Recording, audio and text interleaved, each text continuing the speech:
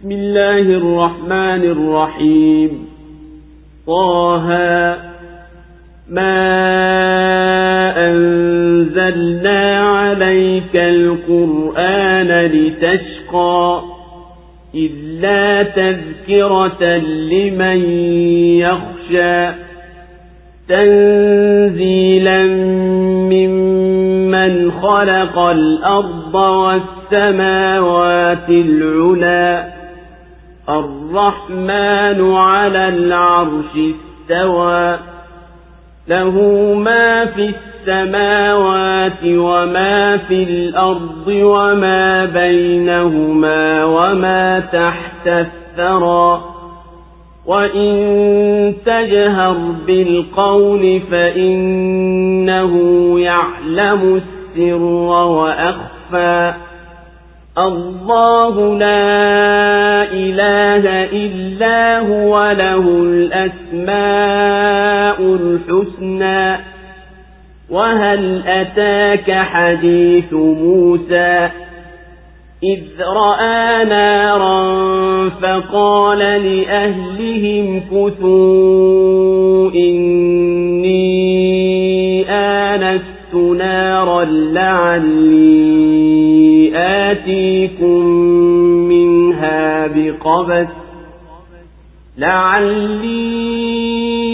آتيكم منها بقبس أو أجد على النار هدى فلما أتاها نودي يا موسى إني أنا ربك فاخلع نعليك إنك بالوادي المقدس طوى وأنا اخترتك فاستمع لما يوحى إنني أنا الله لا إله إلا أنا فاعبدني وأقم الصلاة لذكري إن الساعة آتية أكاد أخفيها لتجزى كل نفس بما تسعى فلا يصدنك عنها من لا يؤمن بها واتبع هواه فتردى وما تلك بيمينك يا موسى قال هي عصاي أتوكأ عليها وأهش بها على غنمي ولي فيها مآرب أخرى قال ألقها يا موسى فألقاها فإذا هي حية تسعى قال خذها ولا تخف سنعيدها سيرتها الأولى واضمم يدك إلى جناحك تخرج بيضاء من غير سوء آية أخرى لنريك من آياتنا الكبرى اذهب إلى فرعون إنه طغى. Kwa jina la Mwenyezi Mungu mwingi wa rehema mwenye kurehemu. Taha, hatukukuteremshia Qur'an ili upate mashaka, bali ni mawaidha kwa wenye kunyenyekea. Materemsho yatokayo kwa aliyeumba ardhi na mbingu zilizo juu. Ar-Rahman, mwingi wa rehema, aliyetawala juu ya kiti cha enzi. Ni vyake vyote viliomo mbinguni na viliomo katika ardhi na viliomo baina yao na viliomo chini ya ardhi. Na ukinyanyua sauti kwa kusema, basi hakika yeye anajua siri na duni kuliko siri. Mwenyezi Mungu, hapana Mungu isipokuwa yeye. Yeye ana majina mazuri kabisa. Na je, imekufikia hadithi ya Musa alipouona moto akawaambia watu wake, ngojeni, mimi nimeuona moto, huenda nikakuleteeni kijinga kutoka huo moto, au nikapata uongofu kwenye moto. Basi alipoufikia akaitwa, ewe Musa, hakika mimi ndiye Mola wako mlezi. Basi vua viatu vyako, kwani upo katika bonde takatifu la Tua. Nami nimekuteua wewe, basi sikiliza unayofunuliwa. Hakika mimi ndiye Mwenyezi Mungu, hapana Mungu ila mimi tu. Basi niabudu mimi, na ushike swala kwa ajili ya kunikumbuka mimi. Hakika saa itakuja bila shaka, nimekaribia kuificha, ili kila nafsi ilipwe kwa iliyoyafanya. Kwa hivyo asikukengeushe nayo yule ambaye haiamini na akafuata pumbao lake ukaja kuhiliki. Na nini hicho kilichomwa mkononi mwako wa kulia, ewe Musa? Akasema, hii ni fimbo yangu, naiegemea na inawaangushia majani kondoo na mbuzi wangu, tena inanifaa kwa matumizi mengine. Akasema, itupe ewe Musa. Akaitupa, mara ikawa nyoka anayekwenda mbio. Akasema, ikamate, wala usiogope, tutairudisha hali yake ya kwanza. Na uambatishe mkono wako kwenye ubavu, utatoka mweupe pasipokuwa na madhara yoyote. Hiyo ni ishara nyingine, ili tukuonyeshe baadhi ya ishara zetu kubwa. Nenda kwa Firauni, kwani hakika yeye amepindukia mipaka. Allahu Akbar, Allahu Akbar.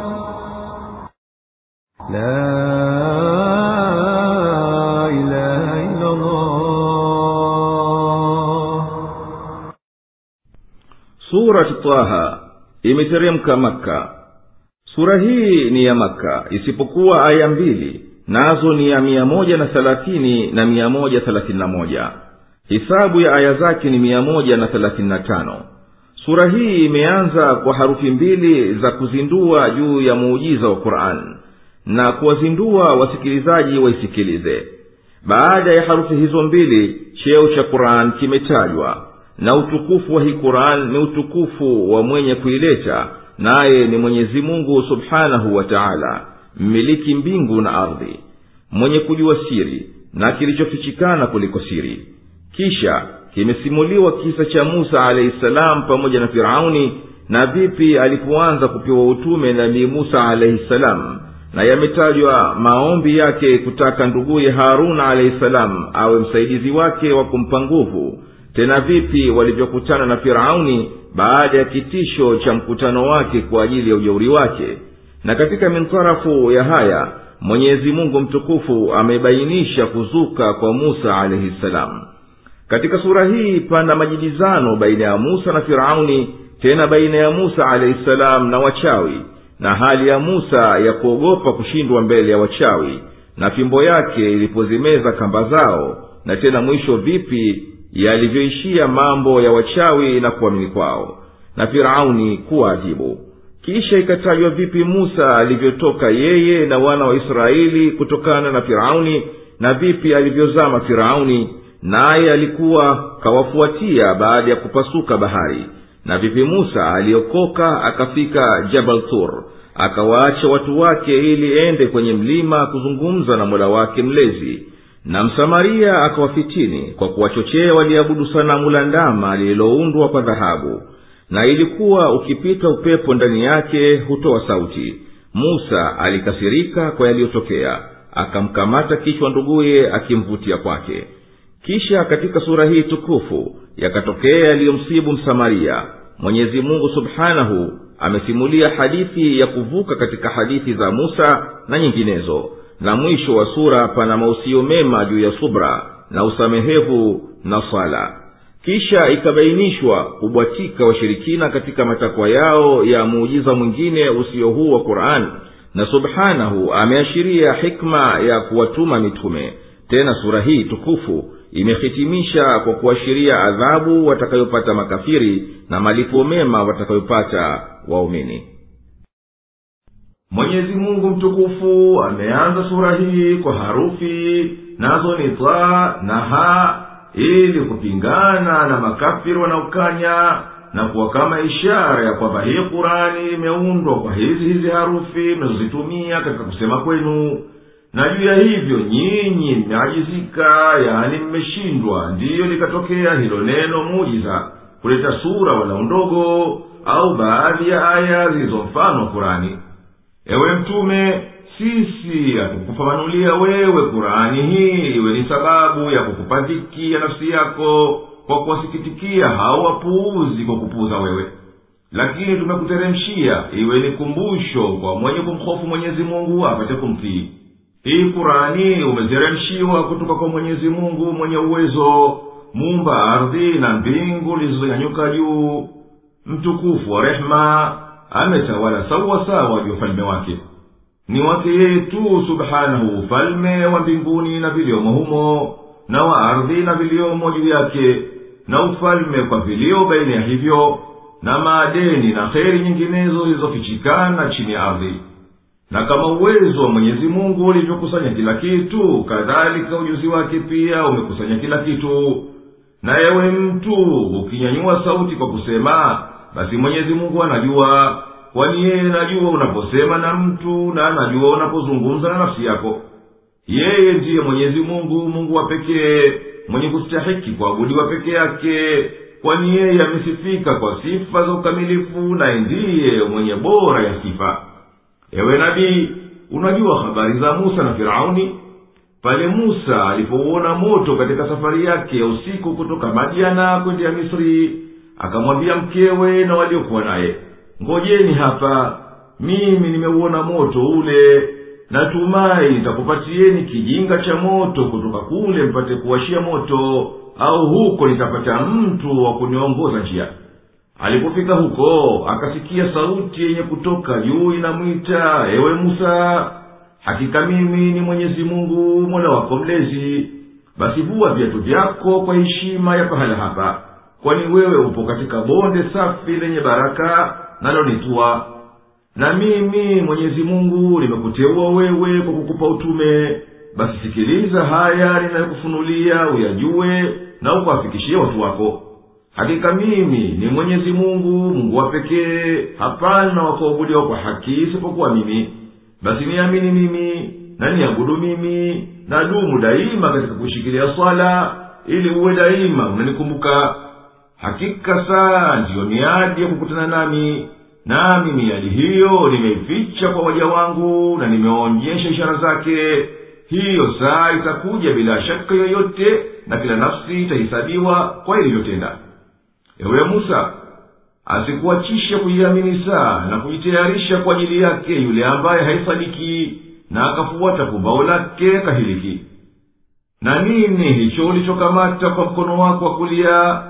Musa akajibu, hii ni fimbo yangu, najikongojea ninapokwenda, na inachungia kondoo na mbuzi wangu, na inanifaa kwa manufaa mengine kama kuwatetea hayawani wangu. Mwenyezi Mungu subhanahu akamwambia Musa, itupe hiyo fimbo chini kwenye ardhi. Musa akaitupa, akashtuka kuiona imegeuka nyoka na kwenda. Akamwogopa. Mwenyezi Mungu akamtuza kwa kumwambia, mwokote wala usihofu, kwani mtarejesha hali yake kama ya kwanza. Na ingiza mkono wako ndani ya mfuko wa nguo, ukiambatisha na ubavu wako, utatoka mweupe safi bila marangi. Na huo tumekufanyia ni miujiza wa pili wa utume wako, ili tukuonyeshe baadhi ya miujiza yetu mikubwa, iwe ni dalili ya ukweli wa utume. Nenda kwa Firauni umtaki amwamini Mwenyezi Mungu mmoja wa pekee, kwani yeye Firauni amepindukia mipaka kwa ukafiri wake na ujeuri wake. قال رب اشرح لي صدري ويسر لي أمري واحلل عقدة من لساني يفقه قولي واجعل لي وزيرا من أهلي هارون أخي أشدد به أزري وأشركه في أمري كي نسبحك كثيرا ونذكرك كثيرا إنك كنت بنا بصيرا قال قد أوتيت سؤلك يا موسى ولقد مننا عليك مرة أخرى إذ أوحينا إلى أمك ما يوحى أن اقذفيه في التابوت فاقذفيه في اليم فليلقه اليم بالساحل يأخذه عدو لي وعدو له وألقيت عليك محبة مني ولتصنع على عيني إذ تمشي أختك فتقول هل أدلكم على من يكفله فرجعناك إلى أمك كي تقر عينها ولا تحزن وقتلت نفسا فنجيناك من الغم وفتناك فتونا فلبثت سنين في أهل مدين ثم جئت على قدر يا موسى واصطنعتك لنفسي اذهب أنت وأخوك بآياتي ولا تنيا في ذكري اذهبا إلى فرعون إنه طغى فقولا له قولا لينا لعله يتذكر أو يخشى قالا ربنا إننا نخاف أن يفرط علينا أو أن يطغى قال لا تخافا إنني معكما أسمع وأرى فأتياه فقولا إنا رسولا ربك فأرسل معنا بني إسرائيل ولا تعذبهم قد جئناك بآية من ربك والسلام على من اتبع الهدى إنا قد أوحي إلينا أن العذاب على من كذب وتولى قال فمن ربكما يا موسى قال ربنا الذي أعطى كل شيء خلقه ثم هدى قال فما بال القرون الأولى قال علمها عند ربي في كتاب لا يضل ربي ولا ينسى الذي جعل لكم الأرض مهدا وسلك لكم فيها سبلا وأنزل من السماء ماء فأخرجنا به أزواجا من نبات شتى كلوا وارعوا أنعامكم إن في ذلك لآيات لأولي النهى. Akasema, ewe Mola wangu mlezi, nikunjulie kifua changu na unifanyie nyepesi kazi yangu na ulifungue fundo lililo katika ulimi wangu wapate kufahamu maneno yangu, na nipe waziri katika watu wangu, Harun ndugu yangu. Kwake yeye niongeze nguvu zangu, na umshirikishe katika kazi yangu, ili tukutakase sana na tukukumbuke sana. Hakika wewe unatuona. Akasema, hakika umepewa maombi yako, ewe Musa, na hakika tulikwisha kufanyia hisani mara nyingine pale tulipomfunulia mama yako yaliyofunuliwa, ya kuwa mtie katika kisanduku na kisha kitie mtoni, na mto utamfikisha ufukweni. Atamchukua adui yangu, naye ni adui yake. Na nimekutilia mapenzi yanayotokana kwangu, na ili ulelewe machoni mwangu. Dada yako alipokwenda na akasema, je, nikujulisheni mtu wa kuweza kumlea? Basi tukakurejesha kwa mama yako, ili macho yako yaburudike wala asihuzunike. Na ulimua mtu, nasi tukakuokoa katika dhiki, na tukakujaribu kwa majaribio mengi. Ukakaa miaka kwa watu wa Madiana, kisha ukaja kama ulivyokadiriwa, ewe Musa.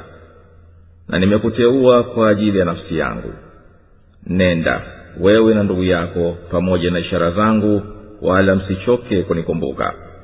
Nendeni kwa Firauni, hakika yeye amepindukia mipaka. Mwambieni maneno laini, huenda akazingatia au akaogopa. Wakasema, ewe Mola wetu mlezi, hakika sisi tunaogopa asije akapindukia mipaka juu yetu au kufanya jeuri. Akasema, msiogope, hakika mimi ni pamoja nanyi, nasikia na ninaona. Basi mwendeeni na mwambieni, hakika sisi ni mitume wa Mola wako mlezi. Basi waache wana wa Israeli watoke nasi, wala usiwaadhibu. Sisi tumekuletea ishara itokayo kwa Mola wako mlezi, na amani itakuwa juu ya aliyefuata uongofu. Hakika tumefunuliwa sisi kwamba hapana shaka adhabu itamsibu anayekadhibisha na akapuuza. Akasema, basi Mola wenu mlezi ni nani, ewe Musa? Akasema, Mola wetu mlezi ni yule aliyekipa kila kitu umbo lake, kisha akakiongoa. Akasema, nini hali ya karne za kwanza? Akasema, ilmu yake iko kwa Mola wangu mlezi katika kitabu. Mola wangu mlezi hapotei wala hasahau, ambaye amekufanyieni ardhi kuwa tandiko, na akakupitishieni humo njia, na akakuteremshieni kutoka mbinguni maji, na kwa hayo tukatoa namna mbalimbali za mimea. Kuleni na mchunge wanyama wenu, hakika katika hayo zipo ishara kwa wenye akili. Allahu Akbar, Allahu Akbar. La ilaha illa Allah. Musa akamnyenyekea Mola wake mlezi kwa kumwomba, nikunjulie kifua changu ili niondoke ghadhabu, nitimize ujumbe wa Mola wangu mlezi, na unisahilishie kazi yangu ili nipate kutimiza wajibu wangu, na likate fundo la ulimi wangu, nibainishe maneno ili watu wafahamu vyema niyasemayo, na nijalie mtu wa kuniunga mkono katika watu wangu, naye ndugu yangu Harun anizidishe nguvu zangu, na umshirikishe nami katika kubeba mizigo ya ujumbe na kuifikisha, ili tukithirishe kukutakasa na yasiyokuwa laiki yako, na tuyakiri majina yako mazuri kwa wingi, ewe Mola wetu mlezi. Hakika wewe daima unatuangalia sisi na unashughulikia mambo yetu. Mwenyezi Mungu akamwita mtume wake Musa kwa kusema, nimekwisha kukubalia uliyoyaomba, na hii ni zawadi tuliyokutunukia wewe kwa hisani, na sisi tumewahi zamani kukufadhili wewe kwa hisani bila ya kuomba. Tulipomwongoza mama yako kwa uongozi wenye nafuu katika maisha yako, tulimwamrisha akuweke na hali wewe ni mtoto mchanga wa kunyonya katika kisanduku, na kisha hicho kisanduku akitie katika mto, ili usije kuliwa na Firauni pale alipokuwa na waua watoto wote wanaume wa Banu Israeli. Tukayafanya maji ya mto yachukue kisanduku kile mpaka ufukweni. kwa mujibu wa mipango yetu, Firauni adui yangu na wako akakichukua kile kisanduku, nami nikakupa mapenzi ya rehema na ulinzi, ukapendwa na kila aliyekuona, ukapata malizi mazuri yaliyo bora chini ya ulinzi wangu. Ewe Musa, jua ya kwamba zamani sisi tulikwisha kukufanyia hisani pale dada yako alipokuwa anakwenda akiangalia hali yako ulipokuwa katika jumba la Firauni, na akawaona wanakutafutia mtu kukunyonyesha. Ni yeye aliyewaongoza kwa mama yako, nasi tukakurejesha kwake apate kufurahi kukuona uhai na umerejea kwake, na asite huzuni na kilio. Na ulipokuwa na ukamua mtu katika kaume Firauni bila kukusudia, tukakuvua kutokana na dhiki iliyokupata na tukakusalimisha na shari yao, ukenda mpaka Madiana, na huko ukakaa miaka kadhaa wa kadhaa. Kisha ukatoka Madiana ukarejea kwa muda tuliokukadiria kwa ujumbe wako, na nikakuteua kukupa wahi, yani ufunuo, na kubeba utume wangu. Nenda wewe na nduguyo, nanyi mkisaidiwa na miujiza yangu yenye kuashiria unabii na utume, wala msidhoofike katika kutimiza ujumbe wangu, wala msighafilike kunikumbuka na kuniomba msaada. Nenda pamoja na nduguyo Haruni kwa Firauni. Hakika huyo amepindukia mipaka katika ukafiri wake na jeuri zake. Mtakeni kwa upole na ulaini aniamini mimi, kwa kutaraja hasa akakumbuka imani aliyoisahau, na akaogopa matokeo ya ukafiri wake na ujeuri wake. Musa na Haruni wakanyenyekea kwa Mwenyezi Mungu wakasema, ewe Mola wetu mlezi, hakika sisi tunaogopa huyo Firauni asituvamie kwa madhara na akapindukia mpaka katika uovu. Mwenyezi Mungu akawapoza kwa kusema, msimhofu Firauni, kwani mimi ni pamoja nanyi kukuangalieni na kukulindeni, na yasikia yasemayo na nayaona yatendayo, sitomwachia kukudhuruni. Nendeni kwa Firauni na mwambieni, hakika sisi ni mitume tuliotumwa kwako na Mola wako mlezi. Tumekuja kukutaka umwamini yeye na uwaache wana wa Israeli watoke utumwani na adhabuni. Na sisi tumekuletea muujiza kutokana na Mwenyezi Mungu kuwa ni ushahidi wa ukweli wa hayo tunayokuitia, na mwenye kufuata uongofu watasalimika na adhabu ya Mwenyezi Mungu na kughadhibika kwake. Na hakika Mwenyezi Mungu ametufunulia sisi kuwa adhabu yake kali itamshukia anayetukadhibisha na akapuuza wito wetu. Firauni kwa ujeuri wake na ujabari wake akasema, ewe Musa, ni nani huyo Mola wenu mlezi? Musa akamjibu, Mola wetu mlezi ni yule aliyekipa neema ya umbo kila kilichoumbwa, akakiumba kwa sura aliyoipenda yeye subhanahu, na akakielekeza kwa alivyokiumbia. Akasema, Mola wetu mlezi ni yule aliyekipa kila kitu umbo lake kisha akakiongoa. Mwenyezi Mungu subhanahu amekijalia kila kiumbe kina sifa zake mahsusi za kutekeleza kazi yake kilichoumbiwa nacho katika maisha, kama alivyopewa hidaya mwanadamu. Firauni akasema, je, nini hali ya karne za zamani na yaliyopitikana huko? Musa akasema, ujuzi wa karne hizo uko kwa Mola wangu mlezi peke yake. Hayo yamedhibitiwa katika madaftari ya vitendo vyao. Hapana kitendo kinachompotea sikijue, wala yeye hasahau. Yeye huyo ndiye Mungu mwenye kuwafadhili waja wake kwa kuwaumba na kuwalinda. Amekutengenezeni ardhi, akaikunjua kwa uwezo wake, na akakupasulieni njia mnazopitia, na akakuteremshieni mvua zinazoleta mito, na yeye subhanahu akatoa namna mbalimbali za mimea inayofitilifiana kwa rangi na utamu na manufaa, mingine myeupe, mingine myeusi, na mingine mitamu na mingine michungu. Naye subhanahu amewaelekeza waja wake wanufaike kwa mimea aliyowatolea kwa kula na kulishia mifugo yao na kama hayo. Na akataja kuwa katika kuumba huku na kuanzisha huku na kutumia huku ni dalili zilizo wazi za kumwongoa mwenye akili afikie imani ya kumwamini Mwenyezi Mungu na kuamini mitume wake.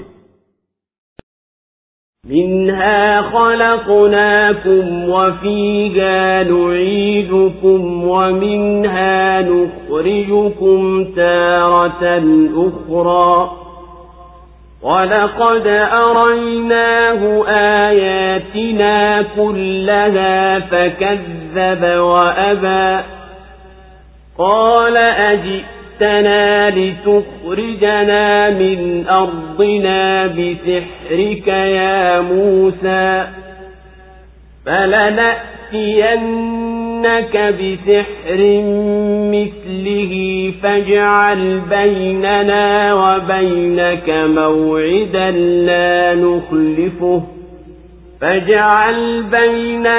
وبينك موعدا لا نخلفه نحن ولا أنت مكانا سوى قال موعدكم يوم الزينة وأن يحشر الناس ضحى فتولى فرعون فجمع كيده ثم أتى قال لهم موسى ويلكم لا تفتروا على الله كذبا فيسحتكم بعذاب وقد خاب من افترى فتنازعوا أمرهم بينهم وأسروا النجوى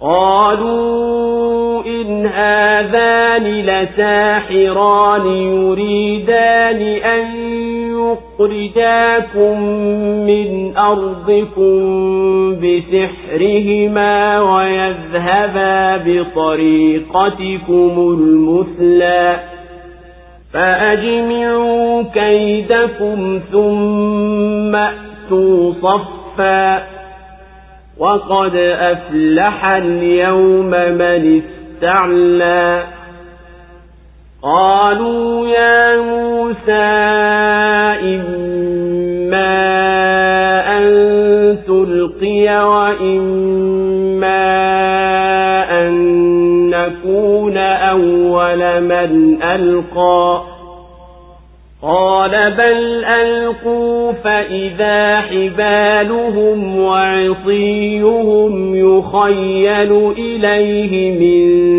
سحرهم أنها تسعى فأوجس في نفسه خيفة موسى قلنا لا تخف إنك أنت الأعلى وألق ما في يمينك تلقف ما صنعوا إنما صنعوا كيد ساحر ولا يفلح الساحر حيث أتى فألقي السحرة سجدا قالوا آمنا برب هارون وموسى قال آمنتم له قبل أن آذن لكم إنه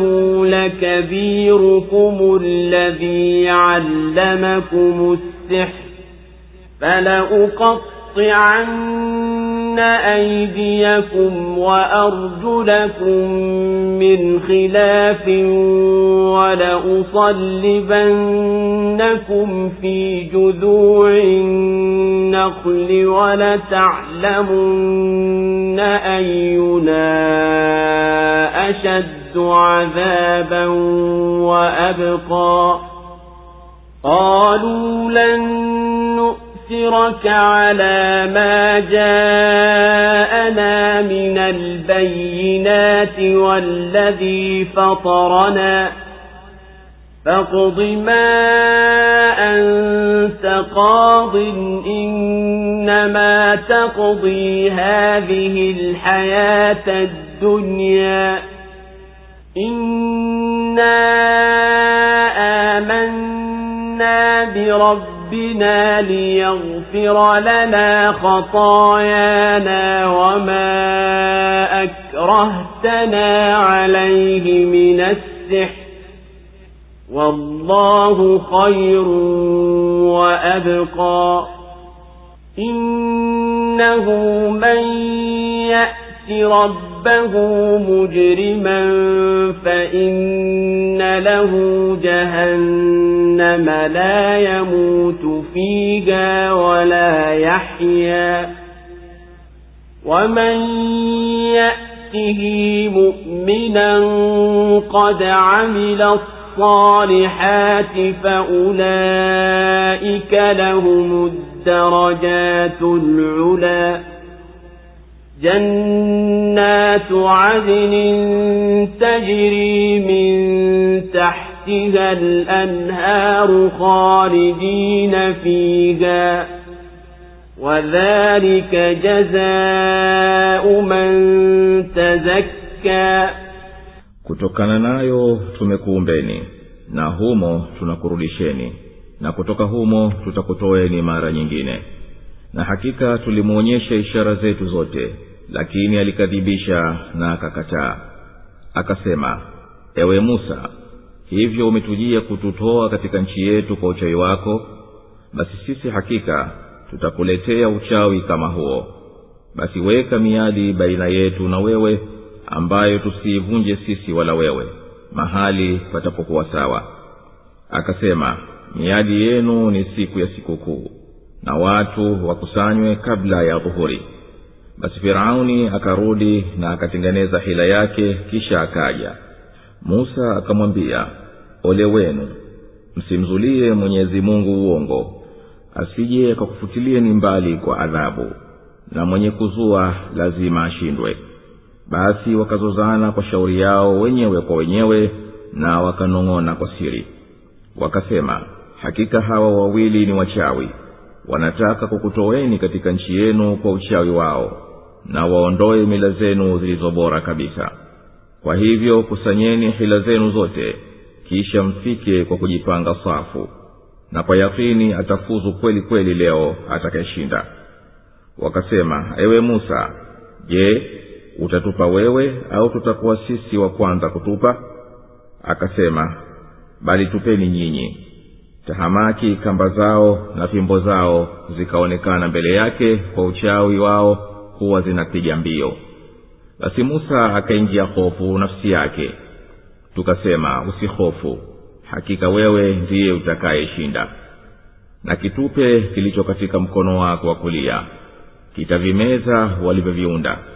Hakika walivyounda ni hila za mchawi tu, na mchawi hafanikiwi popote afikapo. Basi wachawi wakaangushwa wanasujudu, wakasema, tumemwamini Mola mlezi wa Harun na Musa. Akasema, mnamwamini kabla sijakupeni ruhusa? Hakika yeye ndiye mkubwa wenu aliyekufundisheni uchawi. Basi kwa yakini nitakukateni mikono yenu na miguu yenu kwa kutofautisha, na nitakutundikeni misalabani katika vigogo vya mitende. Na hapo kwa yakini mtajua ni nani katika sisi aliyemkali wa kuadhibu na kuiendeleza adhabu yake. Wakasema, tukukhiyari wewe kuliko ishara waziwazi zilizotujia, na kuliko yule aliyetumba. Basi hukumu utavihukumu, kwani wewe unahukumu haya ya maisha ya duniani tu. Hakika sisi tumemwamini Mola wetu mlezi, ili atusamehe makosa yetu na uchawi uliotulazimisha kuufanya. Na Mwenyezi Mungu ndiye mbora na mwenye kudumu zaidi. Hakika atayemjia Mola wake mlezi naye ni mkhalifu, basi kwa yakini yake huyo ni Jahannam, hafi humo wala haishi.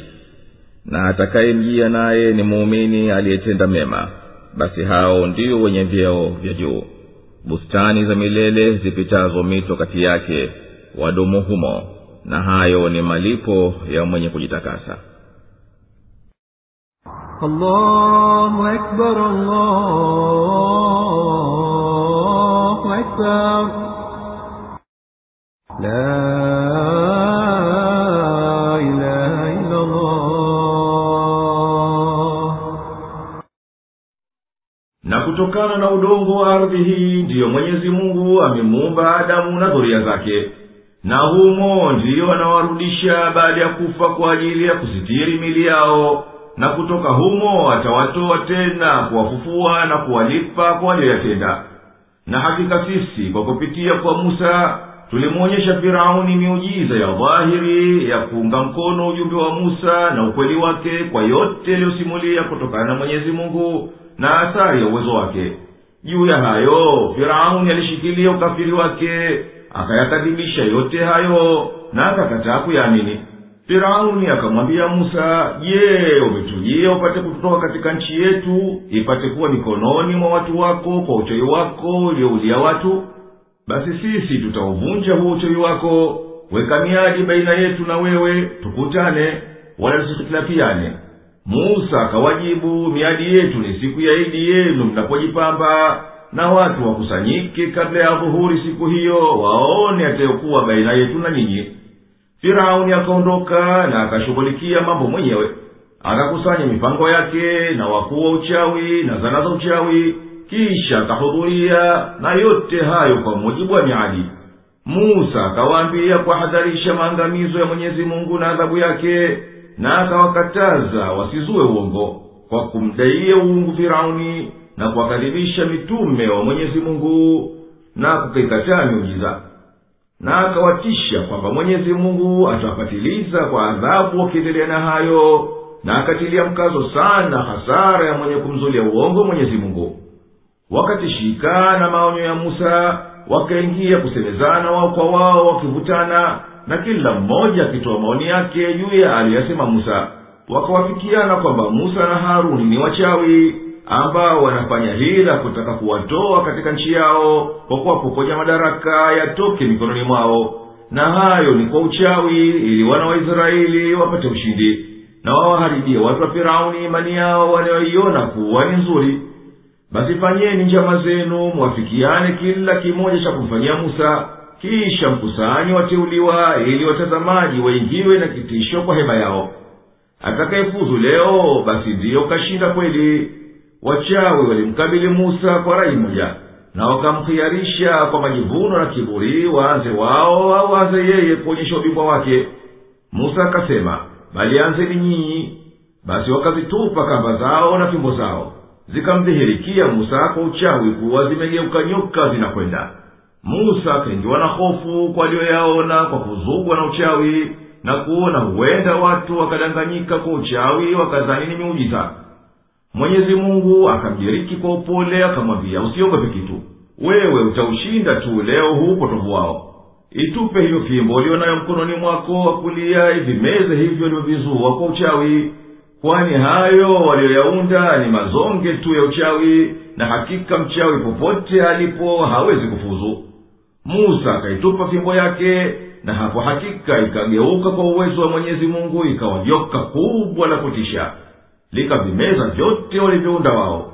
Wachawi walipouona muujiza huu, mbio mbio wakasujudu kwa kuyakinika na ukweli wa Musa, huku wakisema, tumemwamini Mwenyezi Mungu mmoja wa pekee, Mola mlezi wa Haruni na Musa, Mola mlezi wa kila kitu. Firauni akasema, vipi mnamwamini huyu bila ruhusa yangu? Hakika huyu ndiye mkubwa wenu aliyekufunzeni uchawi, wala kitendo chake hichi si muujiza kama mnavyodhani. Akawatishia kwa kusema, kwa yakini itaikata mikono yenu na miguu yenu mbali mbali, mkono wa kulia kwa mguu wa kushoto na kadhalika, na hakika nitakubalikeni msalabani kwenye vigogo vya mitende, na hapo mtajua ni Mungu gani kati yetu aliyemkali zaidi na kudumu zaidi katika mateso, mimi au Mungu wa Musa. Wachawi wakasimama imara juu ya imani yao, na wakajibu vitisho vya Firauni kwa kauli yao, sisi hatuendelei na kubakia nawe katika ukafiri baada ya kuisha tumeinikia yaliyo ya kweli katika muujiza wa Musa, wala sisi hatutakukhiari wewe kuliko Mungu wa Musa ambaye ndiye aliyetuumba.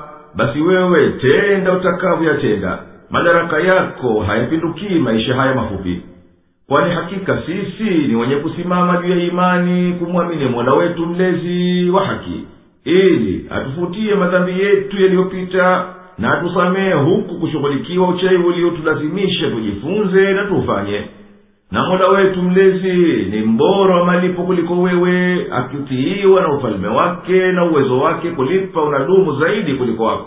Hakika anayekufa katika ukafiri akakutana na Mwenyezi Mungu hali naye ni mkhalifu, basi malipo yake ni jahanamu, humo hafi akapumzika na adhabu, wala hawi hai wa maisha ya kustarehe na neema. Na mwenye kukutana na Mola wake mlezi na yumo katika imani na amali njema, basi huyo atakuwa na vyeo vya juu. Vyeo hivyo ni bustani za peponi za kudumu katika neema, baina miti yake inapita mito, na humo atadumu milele. Hayo ni malipo ya mwenye kuitakasa nafsi yake na ukafiri kwa kuijaza imani na utiifu baada ya ukafiri na maasi. وَلَقَدْ أَوْحَيْنَا إِلَى مُوسَى أَنْ أَسْرِ بِعِبَادِي فَاضْرِبْ لَهُمْ طَرِيقًا فِي الْبَحْرِ يَبَسًا لَا تَخَافُ دَرَكًا وَلَا تَخْشَى فَأَتْبَعَهُمْ فِرْعَوْنُ بِجُنُودِهِ فَغَشِيَهُمْ مِنَ الْيَمِّ مَا غَشِيَهُمْ وَأَضَلَّ فِرْعَوْنُ قَوْمَهُ وَمَا هَدَى يَا بَنِي إِسْرَائِيلَ قَدْ أَنْجَيْنَاكُمْ مِنْ عَدُوِّكُمْ وَوَاعَدْنَاكُمْ جَانِبَ الطُّورِ الْأَيْمَنَ وَنَزَّلْنَا عَلَيْكُمُ الْمَنَّ وَالسَّلْوَىٰ كُلُوا مِنْ طَيِّبَاتِ مَا رَزَقْنَاكُمْ وَلَا تَطْغَوْا فِيهِ فَيَحِلَّ عَلَيْكُمْ غَضَبِي وَمَنْ يَحْلِلْ عَلَيْهِ غَضَبِي فَقَدْ هَوَى وَإِنِّي لَغَفَّارٌ لِمَنْ تَابَ وَآمَنَ وَعَمِلَ صَالِحًا ثُمَّ اهْتَدَى وَمَا أَعْجَلَكَ عَنْ قَوْمِكَ يَا مُوسَى قَالَ هُمْ أُولَئِكَ عَلَى أَثَرِي وَعَجِلْتُ إِلَيْكَ رَبِّ لِتَرْضَى قَالَ فَإِنَّا قَدْ فَتَنَّا قَوْمَكَ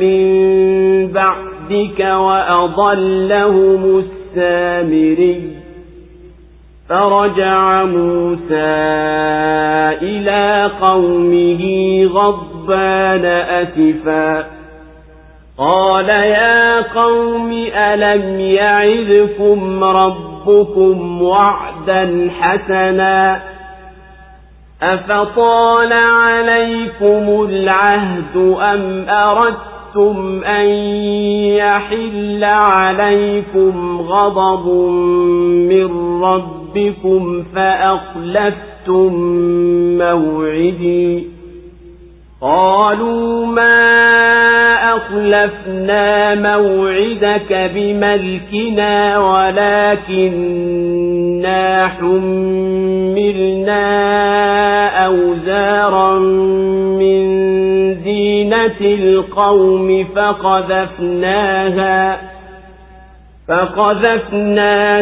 فكذلك ألقى السامري فأخرج لهم عجلا جسدا له خوار فقالوا هذا إلهكم وإله موسى فنسي أفلا يرون ألا يرجع إليهم قولا ولا يملك لهم ضرا ولا نفعا. Na tulimfunulia Musa, toka usiku na waja wangu na uwapigie njia kavu baharini, usihofu kukamatwa wala usiogope. Firauni akawafuata pamoja na majeshi yake, basi kiliwafulikiza humo baharini kilichowafulikiza. Na Firauni aliwapoteza watu wake wala hakuwaongoa. Enyi wana wa Israeli, hakika tulikuokoeni na adui yenu na tukakuahidini upande wa kulia wa mlima, na tulikuteremshieni manna na salwa. kuleni katika vitu vizuri hivyo tulivyokuruzukuni, wala msiruke mipaka katika hayo, isije ikakushukieni ghadhabu yangu. Na inayemshukia ghadhabu yangu, basi huyo ameangamia.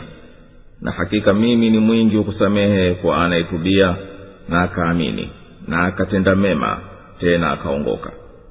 Na nini kilichokutia haraka ukawaacha watu wako, ewe Musa? Akasema, hao wapo nyuma yangu wananifuatia, na nimefanya haraka kukujia, Mola wangu mlezi, ili uridhike. Akasema, sisi tumewatia mtihani watu wako baada yako, na Msamaria amewapoteza. Musa akarudi kwa watu wake kwa ghadhabu na kusikitika. Akasema, enyi watu wangu, kwani Mola wenu mlezi akukuahidini ahadi nzuri? Je, umekuwa muda mrefu kwenu, au mmetaka ikushukieni ghadhabu ya Mola wenu mlezi, ndiyo maana mkavunja miadi yangu? Wakasema, sisi hatukuvunja miadi yako kwa khiari yetu, lakini tulibebeshwa mizigo ya mapambo ya watu, basi tukaitupa. Na hivyo ndivyo alivyotoa shauri Msamaria. Na akawaundia ndama kiwiliwili chenye sauti, na wakasema, huyu ndiye Mungu wenu na Mungu wa Musa, lakini alisahau. Je, hawakuona kuwa hakuwarudishia neno, wala hakuweza kuwadhuru wala kuwafaa? Allahu Akbar, Allahu Akbar. La ilaha illa Allah. Tena vikapishana vituko baina Firauni na Musa. Mwenyezi Mungu akampa wahi, yani ufunuo, mtume wake Musa atoke Misri na wana wa Israeli wakati wa usiku, na aipige bahari kwa fimbo yake. Utatokea muujiza mwingine, nao ni kufunguka njia kavu baharini. Naye akamtuliza asiingiwe na hofu kuwa atakamatwa na Firauni au kuwa tazama katika maji. Musa akafanya kama alivyomwamrisha Mwenyezi Mungu, akatoka Firauni na askari wake nyuma yake, akawakuta kwenye bahari. Akaenda nyuma yao kwenye njia iliyofunguka baharini kwa ajili ya Musa na kaumu yake. Na hapo ukatokea muujiza, nao ni maji kumfundikiza Firauni na kaumu yake, wakazama wote. Hivi ndivyo Firauni alivyopotea yeye na watu wake, wakaacha haki, wakateketea wote. Enyi wana wa Israeli, sisi tulikuokoeni na adui yenu Firauni, na tukakuahidini kuokoka kwa ulimi wa Musa kuwa mtafika salama mpaka kwenye kando ya mlima. Na tulikuteremshieni manna na salwa, chakula kizuri cha tamtamu na nyama ya ndege nono. Kuleni vitu hivi vizuri tulivyokuruzukuni bila taabu yoyote kwenu, wala msidhulumu, wala msiingie kumwasi Mwenyezi Mungu katika maisha haya ya starehe, isije kukuteremkieni ghadhabu yangu. Kwani anayeteremkiwa na ghadhabu yangu huporomoka katika matabaka ya chini kabisa ya mateso ya Mwenyezi Mungu. Na hakika mimi ni mtukufu wa kusamehe kwa anayeuacha ukafiri wake, na akatengeneza imani na akatenda yaliyo mema, na akadumu juu ya hayo mpaka akakutana na Mwenyezi Mungu. Musa aliwatangulia watu wake kwenda mlimani apate kuzungumza na Mola wake mlezi. Mwenyezi Mungu akamuuliza sababu ya kufanya kwake haraka kufika mbele kabla ya kaumu yake. Musa akasema, hakika watu wangu wapo karibu nami, watanikuta, ewe Mola wangu mlezi, mimi nimewatangulia ili kutaka kukuridhisha wewe. Mwenyezi Mungu akamwambia, sisi tumewafanyia mtihani watu wako baada ya wewe kuwawacha, wakaingia katika fitna. Msamaria niwapotoa. Musa akawarejea watu wake, na ikaghalibika sana na huzuni ya uchungu. Akawasemeza watu wake kwa hamaki, Mola wenu mlezi alikuahidini kuwa atakuokoeni na atakuongoeni kwa kuiteremsha Taurati na kupata ushindi kwa kuingia nchi takatifu. Haujapita muda mrefu wa ahadi, na nyinyi mmekwisha sahau ahadi ya Mwenyezi Mungu alikupeni. Kwa kitendo chenu kiovu hichi mnataka ghadhabu ya Mwenyezi Mungu kuteremkieni kwa maasi yenu aliyokuhadharisheni nayo. Mmesahau ahadi yenu mlionipa kuwa mtafuata mwendo wangu na mtafuata nyayo zangu. Watu wa Musa wakasema kwa kutafuta udhuru, hatukwenda kinyume na ahadi yako kwa hiari yetu, lakini tulipotoka Misri tulibebeshwa mizigo ya mapambo ya watu, kisha tukaona kwa uzito wake kwetu tuepukane nayo. Msamaria akawasha moto katika shimo, tukaitupa hiyo mizigo, na kadhalika Msamaria naye katupa vyombo alivyokuwa navyo. Basi Msamaria akawaundia ndama aliye na mwili wa dhahabu, ukipita upepo ndani yake hutoa sauti, husikilizana kama mlio wa ng'ombe, ili udanganyifu utimie. Akawaita wamwabudu, na wao wakamwitikia. Akasema yeye na wafuasi wake, huyu ndiye Mungu wenu na ndiye Mungu wa Musa. Akasahau Msamaria kuwa ni wepesi mtu akizingatia na kutafuta dalili kufahamu kuwa ndama hawezi kuwa Mungu. Macho yaliingia upofu yalipozingatia kuwa huyu ndama ni Mungu. Hawaoni, kwani hawarejezei kauli yao, wala hawezi kuondolea madhara yoyote wala kuwaletea manufaa yoyote. وَلَقَدْ قَالَ لَهُمْ هَارُونُ مِنْ قَبْلُ يَا قَوْمِ إِنَّمَا فُتِنْتُمْ بِهِ وَإِنَّ رَبَّكُمُ الرَّحْمَنُ فَاتَّبِعُونِي وَإِنَّ رَبَّكُمُ الرَّحْمَنُ فَاتَّبِعُونِي وَأَطِيعُوا أَمْرِي. قَالُوا لَن نَّبْرَحَ عَلَيْهِ عَاكِفِينَ حَتَّى يَرْجِعَ إِلَيْنَا مُوسَى. قَالَ يَا هَارُونُ مَا مَنَعَكَ إِذْ رَأَيْتَهُمْ ضَلُّوا أَلَّا تَتَّبِعَنِ أَفَعَصَيْتَ أَمْرِي. قَالَ يَا ابْنَ أُمَّ لَا تَأْخُذْ بِلِحْيَتِي وَلَا بِرَأْسِي إِنِّي خَشِيتُ أَن تَقُولَ فَرَّقْتَ بَيْنَ بَنِي إِسْرَائِيلَ وَلَمْ تَرْقُبْ قَوْلِي. قَالَ فَمَا خَطْبُكَ يَا سَامِرِيُّ؟ قَالَ بَصُرْتُ بِمَا لَمْ يَبْصُرُوا بِهِ فَقَبَضْتُ قَبْضَةً مِّنْ أَثَرِ الرَّسُولِ فَنَبَذْتُهَا وَكَذَلِكَ سَوَّلَتْ لِي نَفْسِي. قَالَ فَاذْهَبْ فَإِنَّ لَكَ فِي الْحَيَاةِ أَن تَقُولَ لَا مِسَاسَ وَإِنَّ لَكَ مَوْعِدًا لَّن تُخْلَفَهُ وَانظُرْ إِلَى إِلَٰهِكَ الَّذِي ظَلْتَ عَلَيْهِ عَاكِفًا لَّنُحَرِّقَنَّهُ ثُمَّ لَنَنسِفَنَّهُ فِي الْيَمِّ نَسْفًا. إِنَّمَا إِلَٰهُكُمُ اللَّهُ الَّذِي لَا إِلَٰهَ إِلَّا هُوَ وَسِعَ كُلَّ شَيْءٍ عِلْمًا. كَذَلِكَ نَقُصُّ عَلَيْكَ مِنْ أَنبَاءِ مَا قَدْ سَبَقَ وَقَدْ آتَيْنَاكَ مِنْ لَدُنَّا ذِكْرًا.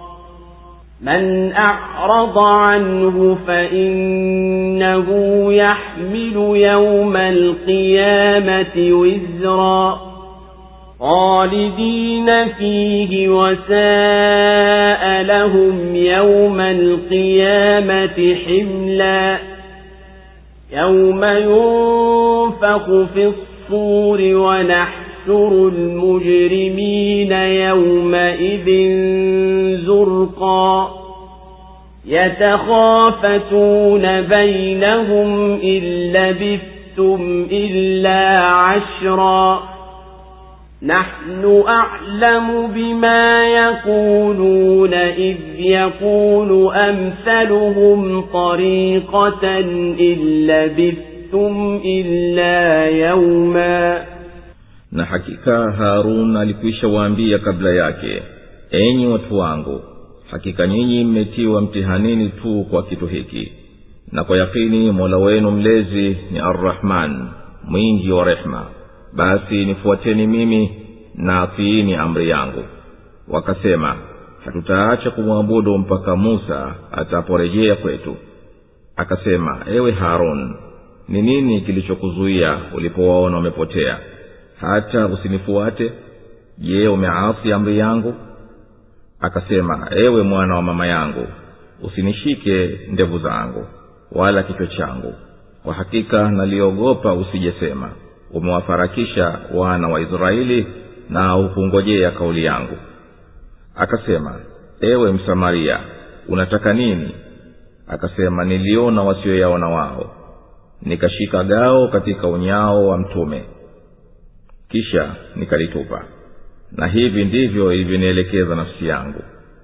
Akasema, basi ondoka, na kwa yakini utakuwa katika maisha ukisema usiniguse, na hakika una ahadi kwako isiyovunjwa.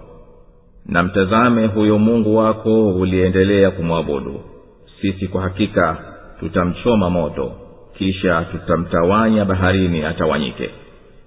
Hakika Mungu wenu ni Allah, Mwenyezi Mungu tu, hapana Mungu isipokuwa yeye, ujuzi wake umeenea kila kitu. Namna hivi tunakuhadithia katika habari za yaliyotangulia, na hakika tumekuletea kutoka kwetu mawaidha ya kukumbukwa. Atakayejitenga nayo, basi kwa yakini siku ya kiyama atabeba mzigo, wadumu humo, na ni mzigo muovu kwao kuubeba siku ya kiyama. Siku litakapopulizwa barugumu na tukawakusanya wahalifu, siku hiyo hali macho yao ya kibuluu. Watanong'onezana wao kwa wao, hamkukaa ila siku 10 tu.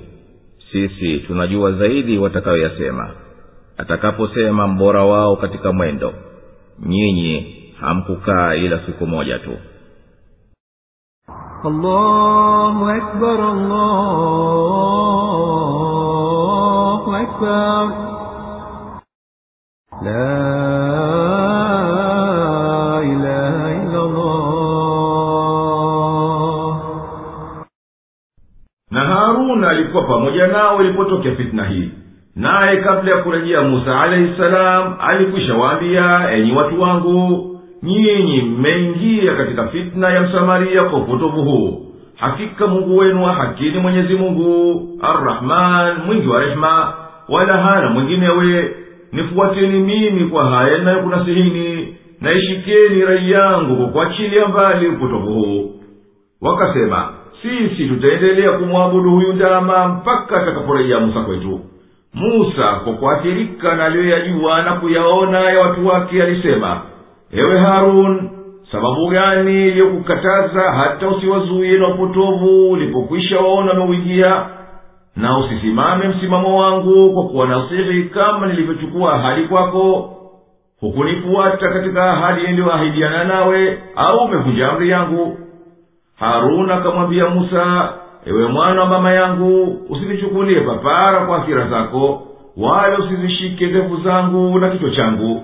Hakika mimi nilihofu lao ningeliwafanyia ukali, wakafarikiana makundi na mapande, usije ukaniambia umewagawanya wana wa Israeli, wala ukayafuata niliyochukua hadi kwako. Musa alayhi salam akamwambia Msamaria, jambo hili jambo gani la hatari ambalo laonekana ni balaa ulilizua?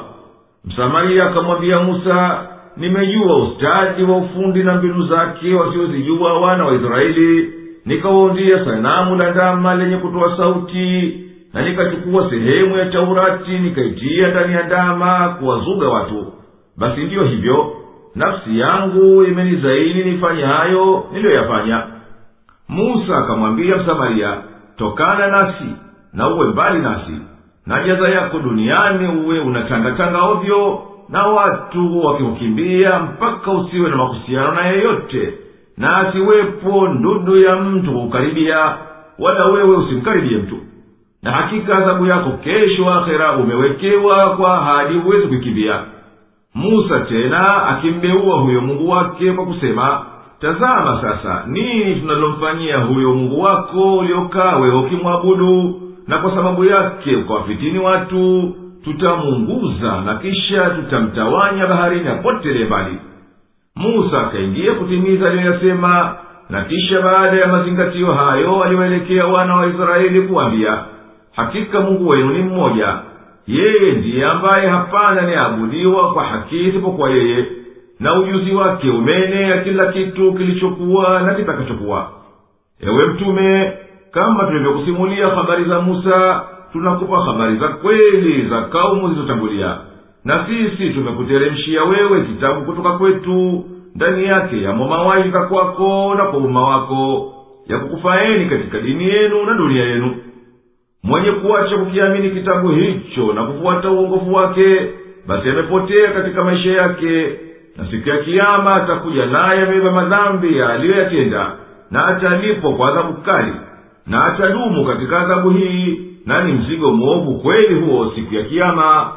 Ewe mtume, watajie umma wako siku ambayo tutawaamrisha malaika walipulize baragumu na kuwafufua watu kutoka makaburini, na kuwaita hapo pa mkutano, na tutapowachunga wahalifu kwendea ufundoni na nyuso zao rangi ya buluu kwa hofu na kitisho, wakinong'onezana wao kwa wao katika udhalili na kubabaika, jinsi walivyoona maisha ya dunia ni mafupi, hata waone kama kwamba hawajapata kustarehe nayo, na wala hawakukaa humo duniani ila siku 10 tu.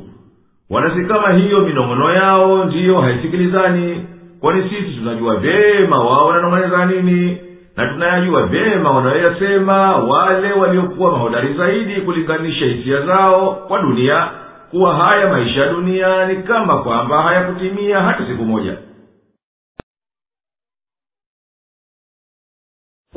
وَيَسْأَلُونَكَ عَنِ الْجِبَالِ فَقُلْ يَنسِفُهَا رَبِّي نَسْفًا فَيَذَرُهَا قَاعًا صَفْصَفًا لَا تَرَى فِيهَا عِوَجًا وَلَا أَمْتًا يَوْمَئِذٍ يَتَّبِعُونَ الداعي لا عوج له وخشعت الأصوات للرحمن فلا تسمع إلا همسا يومئذ لا تنفع الشفاعة إلا من أذن له الرحمن ورضي له قولا يعلم ما بين أيديهم وما خلفهم ولا يحيطون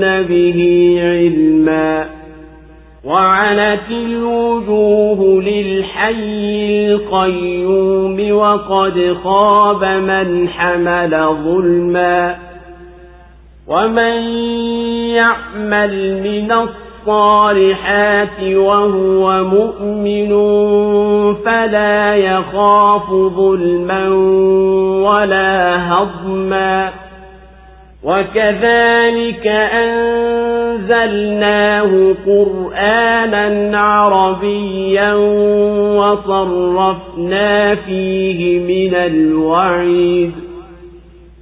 وصرفنا فيه من الوعيد لعلهم يتقون أو يحدث لهم ذكرا فتعالى الله الملك الحق ولا تعجل بالقرآن من قبل أن يقضى إليك وحيه وقل رب زدني علما ولقد عهدنا إلى آدم من قبل فنسي ولم نجد له عزما.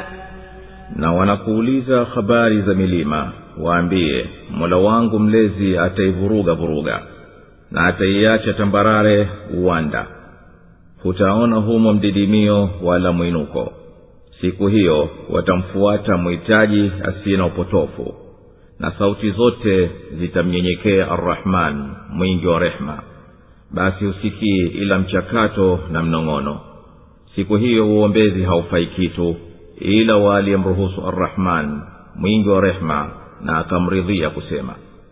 Yeye anajua yaliyo mbele yao na yaliyo nyuma yao, wala wao hawawezi kumjua yeye vilivyo. Na atadhalilika nyuso mbele ya aliye hai milele, mwangalizi mkuu, na atakuwa ameharibikiwa mwenye kubeba dhulma. Na anayetenda mema naye ni muumini, basi hatohofu kudhulumiwa wala kupunjwa. Na namna hivi tumeiteremsha Qur'an kwa Kiarabu, na tumekariri humo maonyo ili wapate kuogopa na kujilinda, na iwaletee makumbusho. Ametukuka Mwenyezi Mungu mfalme wa haki, wala usifanyie haraka hii Qur'an kabla haujamalizika ufunuo wake. Nasema, Mola wangu mlezi nizidishie elimu. Na hapo zamani tuliagana na Adam, lakini alisahau, wala hatukuona kwake azma kubwa. Allahu Akbar, Allahu Akbar. La ilaha illa Allah. Ewe Mtume, wanakuuliza hao wanaokanya kufufuliwa, nini hali ya milima siku ya kiyama hiyo unayoitaja? Wajibu, Mwenyezi Mungu ataivuruga kama mchanga, kisha ataipeperusha kwa upepo kama vumbi. Na pahala pao baada ya kushavurugika milima patakuwa sawa sawa laini. Kutoona kwenye ardhi kudidimia wala kunyanyuka, kama kwamba haikupata kukaliwa kabla yake. Siku ya kiyama watu wakishatoka makaburini, watamfuata mwenye kuwaita mpaka pahala pa mkutano, nao wamesalimu amri. Hawezi yeyote kati yao kuelekea kulia wala kushoto. Sauti zote zimenyenyekea kwa utulivu na kitisho kwa utukufu wake Ar-Rahmani mwingi wa rehema. Basi husikii ila sauti ya chini kabisa ya mnong'ono. Siku hiyo hapana uombezi unaofaa kitu ila waliyepata heshima ya Mwenyezi Mungu kwa kuruhusiwa naye na kuridhiwa aseme.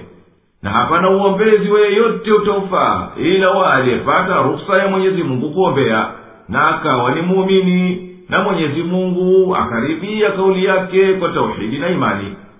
Na Mwenyezi Mungu aliyetukuka shani yake anayajua mambo yao waliyokadimisha katika dunia yao na waliyoakhirisha. Yeye subhanahu anawapangia mambo yao kwa mujibu wa ujuzi wake, na wao hawajui mipango yake na hikma zake. Nyuso zitadhalilika siku hii, na zitamnyenyekea Mwenyezi Mungu aliye hai asiyekufa, mwenye kusimamia kupanga mambo yote ya viumbe vyake. Na amepoteza uokofu na thawabu siku ya akhera mwenye kuidhulumu nafsi yake duniani na akamshirikisha Mola wake mlezi. Na mwenye kutenda mambo ya utiifu na yakawa na yasadiki aliyoyaleta Muhammad sallallahu alaihi wasallama, huyo hana hofu ya kuzidishiwa makosa yake au kupunguziwa mema yake. Na mfano wa maelezo haya ya haki yaliyokwishatangulia katika sura hii ya kumtukuza Mwenyezi Mungu na hadithi ya Musa na habari za kiyama, Mwenyezi Mungu ameyateremsha katika kitabu hichi cha Qur'ani kwa lugha ya Kiarabu, na ameeleza mara kwa mara kwa njia za kuonya ili watu waweze kutanabahi waache maasi, na Qur'ani wazindue upya kwa kuwapa mawaidha na mazingatio. Basi ametukuka na dhana na amejitenga na kushabihiana na viumbe, huyo mfalme ambaye anahitajiwa na watawala na wanaotawaliwa, mwenye haki katika uungu wake na utukufu wake. Na wewe Muhammad usifanyie haraka Qur'ani kabla malaika haja kusomea. Nasema, ewe Mola wangu mlezi, nizidishe elimu kwa Qur'ani na maana zake. Ewe Mtume, sisi tulimuhusia Adamu tangu mwanzo asende kinyume na amri yetu, akasahau ahadi yetu akenda kinyume. Na hatukumuona tangu mwanzo wake kuwa na azma barabara na ukakamavu wa kutosha singilio na shetani akamtia wasiwasi katika nafsi yake. وَإِذْ قُلْنَا لِلْمَلَائِكَةِ اسْجُدُوا لِآدَمَ فَسَجَدُوا إِلَّا إِبْلِيسَ أَبَى فقلنا يا آدم إن هذا عدو لك ولزوجك فلا يخرجنكما من الجنة فتشقى إن لك ألا تجوع فيها ولا تعرى وأنك لا تظمأ فيها ولا تضحى فوسوس إليه الشيطان قال يا آدم هل أدلك على شجرة الخلد وملك لا يبلى فأكلا منها فبدت لهما سوآتهما وطفقا يخصفان عليهما من ورق الجنة وعصى آدم ربه فغوى ثم اجتباه ربه فتاب عليه وهدى قال اهبطا منها جميعا بعضكم لبعض عدو فإما يأتينكم مني هدى فمن اتبع هداي فلا يضل ولا يشقى ومن أعرض عن ذكري فإن له معيشة ضنكا ونحشره يوم القيامة أعمى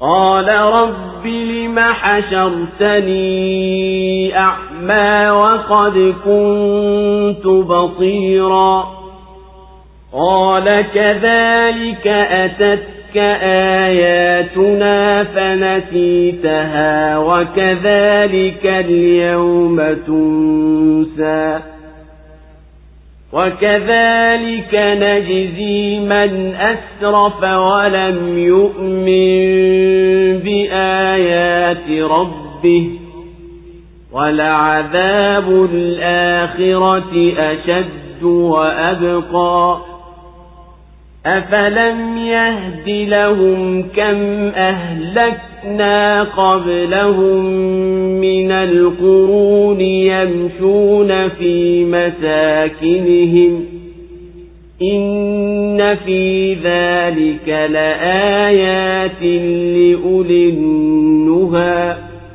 Na tulipowaambia malaika msujudieni Adam wakasujudu isipokuwa Iblisi alikataa, tukasema ewe Adam, hakika huyu ni adui yako na wa mkeo, basi asikutoeni katika bustani hii mkaingia mashakani. Hakika humo hutakuwa na njaa wala hutakuwa uchi, na hakika hutapata kiu humo wala hutapata joto. Lakini Sheitani alimtia wasiwasi akamwambia, ewe Adam, nikujulishe mti wa kuishi milele na ufalme usiokoma? Basi wakaula wote wawili, na uchi wao ukawadhihirikia, na wakaanza kujibandika majani ya bustani. Na Adam akamuasi Mola wake mlezi na akapotea njia. Kisha Mola wake mlezi akamteua, naye akamkubalia toba yake, naye akamwongoa. Akasema, ondokeni humu nyote, hali ya kuwa ni maadui nyinyi kwa nyinyi. Na ukikufikieni uongofu kutoka kwangu, basi atakayeufuata uongofu wangu hatapotea wala hatataabika, na atakayejiepusha na mawaidha yangu, basi kwa yakini atapata maisha yenye dhiki, na siku ya kiyama tutamfufua hali ya kuwa kipofu. Aseme, ewe Mola wangu mlezi, mbona umenifufua kipofu nami nilikuwa nikiona? Atasema, ndivyo vivyo hivyo, zilikufikia ishara zetu nawe ukazisahau, na kadhalika leo unasahauliwa. Na hivi ndivyo tutakavyomlipa kila apitaye kiasi na asiyeamini ishara za Mola wake mlezi. na hakika adhabu ya akhera ni kali zaidi na inadumu zaidi. Je, haikuwabainikia tu vizazi vingapi tuliviangamiza kabla yao, nao wanatembea katika maskani zao? Hakika katika hayo zimo ishara kwa wenye akili. Allahu Akbar, Allahu Akbar. La ilaha illa Allah. Ewe Mtume, nakumbuka pale Mwenyezi Mungu alipoamrisha malaika wamtukuze Adamu kwa njia aliyoitaka yeye subhanahu, na wakafuata. Lakini Iblisi naye alikuwa pamoja nao, alikuwa jini, akenda kinyume akakataa, akatolewa, akafukuzwa. Mwenyezi Mungu akamsemeza Adamu kwa kumwambia, hakika huyu shetani aliyekwenda kinyume na amri yetu ya kukuadhimisha wewe ni adui yako wewe na Hawa mkeo. Basi tahadhari na uchochezi wake kukuingizeni katika maasi, isije kuwa ndiyo sababu ya kutoka kwenu kwenye bustani hii ukajapata taabu wewe Adamu katika maisha baada ya kutoka kwenye bustani. Sisi tunakudhaminia mahitaji ya maisha yako katika bustani. Humo hutopata njaa wala hutakuwa uchi, na wala hutopata kiu wala hutopata joto na jua kama wanavyopata wanaosumbuka nje ya bustani. Shetani akamfanyia hila akimnong'oneza katika roho yake kumradhibisha yeye na mkewe wa ule mti waliokatazwa, akiwaambia, ewe Adamu, mimi nitakuonyesha mti huo, atakayekula basi ataishi milele na atapata ufalme usio na mwisho. Akamwonyesha mti uliokatazwa. Adamu na mkewe wakafadhaika kwa kudanganywa na Iblisi, na wakasahau makatazo ya Mwenyezi Mungu na wakaula. Utupu wao ukadhihiri kuwa ni malipo ya tamaa yao, mpaka wakasahau wakaingia katika ukhalifu. Wakawa wakikata majani ya miti ya bustani ili wajistiri utupu wao. Ikawa Adamu kamkhalifu Mola wake mlezi. Hayo yalikuwa kabla hajapewa unabii. Akayakosa maisha milele aliyokuwa anayatamani, na yakaharibika maisha yake. Kisha Mwenyezi Mungu alimteua ampe utume, na akaipokea toba yake, na akamwongoa atake udhuru na ombe msamaha. Mwenyezi Mungu aliwaamrisha Adamu na mkewe watoke kwenye bustani wateremke kwenye ardhi. Naye subhanahu akawaambia kwamba utakuwapo adui baina ya vizazi vyao, na kwamba yeye subhanahu atawaongoa kwa uongofu na uongozi. Mwenye kufuata uongofu wa Mwenyezi Mungu hatoingia katika maasi duniani wala hatoteseka kwa adhabu.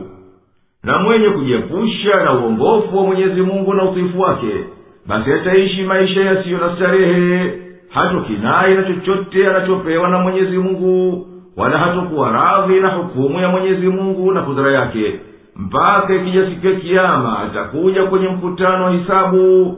Atashikwa kwa madhambi yake, naye hana hoja kutoa, kama alivyokuwa duniani ni kipofu, hazioni ishara zote za Mwenyezi Mungu. Na kwenye mkutano huo atamuuliza Mola wake mlezi kwa fadhaa, ewe Mola wangu mlezi, vipi umenisahaulisha hoja hata nisiweze kujitolea udhuru, na umenisimamisha kama kipofu, na hali mimi duniani nilikuwa naona kila kitu nikishindana na kutetea? Naye atajibiwa, mambo kwako ndivyo kama yalivyo, zimekujilia dalili zetu na mitume wetu duniani, yote hayo ukayasahau na ukajitia upofu na ukuamini. Na leo basi kadhalika unaachwa umesahauliwa, umo katika adhabu na fedheha. Na mfano wa malipo haya mabaya tunamlipa duniani mwenye kutenda maasi, na akamkadhibisha Mwenyezi Mungu na ishara zake. Na hakika adhabu za akhera zina uchungu mkali zaidi na zinadumu zaidi kuliko za dunia. Vipi wanajitia upofu na ishara za Mwenyezi Mungu, na wanajua kuwa tumezihiliki kaumu nyingi zilizotangulia kwa sababu ya ukafiri wao, nao hawakuaidhika kwao juu ya kuwa wao wanapita wanatembea kwenye majumba yao na maskani zao, na wanayaona magofu yao na athari ya adhabu zilizowapata. Hakika mambo kama hayo peke yake ni mawaidha kwa watu wenye akili za kufahamu. ولولا كلمة سبقت من ربك لكان لزاما وأجل مسمى واصبر على ما يقولون وسبح بحمد ربك قبل طلوع الشمس وقبل غروبها ومن آناء الليل فسبح وأطراف النهار لعلك ترضى ولا تمدن عينيك إلى ما متعنا به أزواجا منهم زهرة الحياة الدنيا لنفتنهم فيه ورزق ربك خير وأبقى وأمر أهلك بالصلاة واصطبر عليها لا نسألك رزقا نحن نرزقك والعاقبة للتقوى وقالوا لولا يأتينا بآية من ربه أولم تأتهم بينة ما في الصحف الأولى ولو أنا أهلكناهم بعذاب من قبله لقالوا ربنا لولا أرسلت إلينا رسولا فنتبع آياتك من قبل أن نذل ونخزى قل كل متربص فتربصوا فستعلمون من أصحاب الصراط السوي ومن اهتدى. Na lau kuwa si neno lililokwisha tangulia kutoka kwa Mola wako mlezi na muda uliowekwa, bila shaka ingefika adhabu. Yavumilie haya wayasemayo, na umtakase Mola wako mlezi kwa kumsifu kabla ya kuchomoza jua na kabla halijachwa, na nyakati za usiku pia umtakase, na ncha za mchana, ili upate ya kukuridhisha. Wala usivikodolee macho tulivyostarehesha baadhi ya watu miongoni mwao kwa ajili ya mapambo ya duniani, ili tuwajaribu. Na riziki ya Mola wako mlezi ni bora na inadumu zaidi. Na waamrishe watu wako kusali, na uendelee mwenyewe kwa hayo. Sisi hatukuombi wewe riziki, bali sisi ndiyo tunakuruzuku. Na mwisho mwema ni kwa mcha Mungu. Na walisema, kwa nini hakutuletea muujiza kutoka kwa Mola wake mlezi? Je, haikuwafikiria dalili wazi yaliyomo katika vitabu vya kale? Na lau kuwa tuliwaangamiza kwa adhabu kabla yake, wangelisema, ewe Mola wetu mlezi, kwa nini usituletee mtume tukazifuata ishara zako kabla hatujadhilika na kuhizika? Sema, kila mmoja anangoja, basi ngojeni. Hivi karibuni mtajua nani mwenye njia sawa na nani aliongoka. Allahu Akbar, Allahu Akbar. La ilaha illallah. Na lau kuwa haikutangulia hukumu ya Mola wako mlezi ya kuakhirishia adhabu mpaka siku ya miadi maalum, nayo ni siku ya Kiyama, basi adhabu lazima ingeliwapata hapa duniani kama ilivyokushawapata makafiri wa karne zilizopita. Ewe Mtume, vumilia hayo wayasemayo ya kukadhibisha na kukejeli utume wako, na mtakase Mola wako mlezi na yote yasiyomfalia kwa kumsifu na kumwabudu yeye pekee daima, na hasa kabla ya jua kuchomoza na kabla halijachwa. Na mtakase umwabudu katika saa za usiku na katika ncha za mchana kusali, ili yadumu mawasiliano yako na Mwenyezi Mungu, upate kutua kwa hayo ulionayo na uridhike kwa uliokadiriwa. wala usivuke mipaka kwa kuangalia yale mambo ya starehe ya namna mbalimbali tulioonjesha makafiri, kwani starehe hizi ni nzuri na pambo la dunia tu analowafanyia mtihani kwayo Mwenyezi Mungu waja wake. Na Mwenyezi Mungu anakuwekea wewe akhera yaliyo bora zaidi na yenye kudumu zaidi kuliko starehe hizi. Na waelekeze hali zako washike swala kwa nyakati zake, kwani swala ni kiungo chenye nguvu kabisa cha kuwaunganisha na Mwenyezi Mungu, na kudumu kuishika swala kwa nyakati zake ndiyo ukamilifu. Sisi hatukulazimishi jiruzuku nafsi yako, bali ni sisi ndiyo kazi yetu kukuruzuku. Na hakika mwisho kusifiwa duniani na akhera ni wa watu wema na wenye kumcha Mungu. Na makafiri katika inadi yao wanasema, kwa nini Muhammadi hatuletei dalili inayotoka kwa Mola wake mlezi na tulazimisha sisi kumwamini? Na vipi wao wanaipinga Kurani, nayo imewajia hali imekusanya aliyomo katika vitabu vilivyotangulia, katika habari za watu waliopita na maangamizo yao kwa sababu ya kuwakadhibisha mitume. Na Muhammadi si wa kwanza katika hayo. Na lau kuwa Mwenyezi Mungu angewafanyia haraka kuwahiliki makafiri hawa kabla ya kumtuma Muhammadi kwao, wangetoa udhuru siku ya kiyama kwa kusema, ewe Mola wetu mlezi, kwa nini hukutuletea mtume duniani mwenye ishara tumfuate kabla ujikuteremshia adhabu na hizaya akhera?